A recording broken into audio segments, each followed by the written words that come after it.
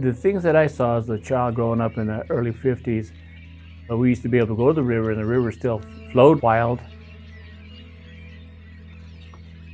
So the river was at least in some places like half a mile, almost a mile wide. So you could go to the river and you could swim at the river, and that's what we all did. Those are the memories that I seen a wild river or parts of wild river, and you don't see that no more. Everything's armored into like some sort of giant canal. And from the air it looks like that. And we have some areas on the reservation that are not rock armored on the banks, and we like to see that kept that way because we want to have people see what it used to be like on the river.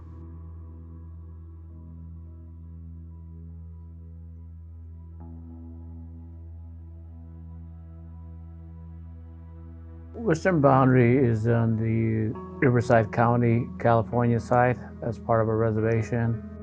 We fought for at least 100 years to retain those lands. They were ours originally, and we need to figure out what we want to do over there. So this is a part of the process we're going through right now. And a large part of that process is restoration of our native species trees and economic development on that side of the river with things that we want to put there now. If we build more enterprises, we'll have more jobs for our membership. And it has to be a diverse economy. So it has to be an economy based on solar power, based on certain type of crops, based on water usage, and based on some sort of water deal with one of the entities like all of the tribes have.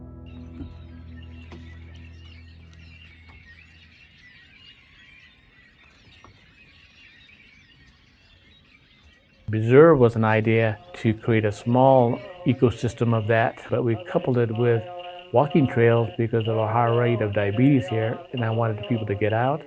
We dredged that to 18 or 20 feet, that backwater, so we could have a swimming hole out there, and people could gather in our park. So it was some area where everybody could enjoy themselves. I think keeping our culture and our customs are important to the people. Having these wild areas along the river, developing for economics along the river, and keeping our culture alive. The preserve right now is a good example of that, and people still peel the bark off those willow trees to make willow dresses, and the mesquite beans and the screw beans that come from those different types of mesquite wood plants we used and we ate. We made food out of it. The animals still eat all the screw beans and honey mesquite beans that drop to the ground. So you have a natural animal cycle over there. You have bobcats over there, you have deer over there. They tell us that from the roots of the mesquite tree, you make the cradle board for your children. And we also used to use it for all our cooking and all our heating. When our people passed away, we would have to assemble a large mesquite wood to cremate them.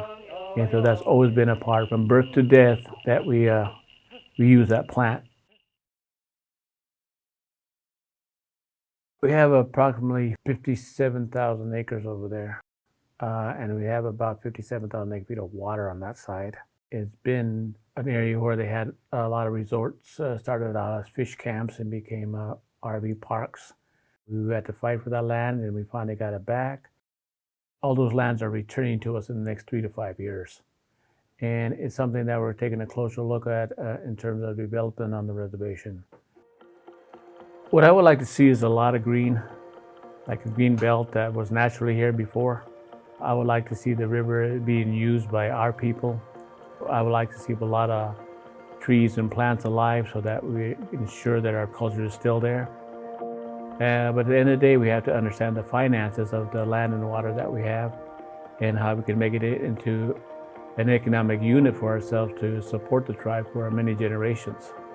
We're taking the lead in that as a reservation. I think we have about approximately 3,000 acres of native species trees growing right now. And I would like to see just as much or maybe double that for the future. A trail system will let people have a way to see the revegetation that we had. See the animals that come back because of revegetation. See the birds that come back. See the wildlife that abounds once you have something created like that. And be able to walk the paths and see it. On both sides of the river, we have ancient paths of the Mojave people and other people that are still embedded into the earth, into the rocks, that these are our trails that we got. So all I'm doing now is creating another trail closer to the river.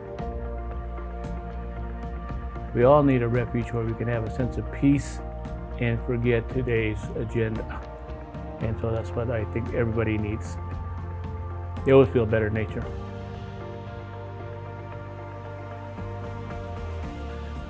Well, the tribe will pay some of it, and there are government programs that we'll be applying to, but hopefully we're looking out to other people that have the same concerns about the environment, about global warming, and how we can work together to keep this river alive.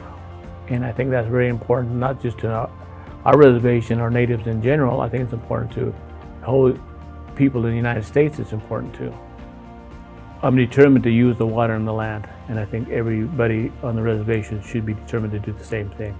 You have to make your water and your land work together. That's what all your elders and the people that came before you, that's what they got the water and land for. So it's up to this council and future councils to make use of that, no matter how you make use of that, because you have one chance to use the water. If you don't use the water, someone else is going to use the water. We need action. We need diverse revenue streams coming to us, and it's all within our hands to do that.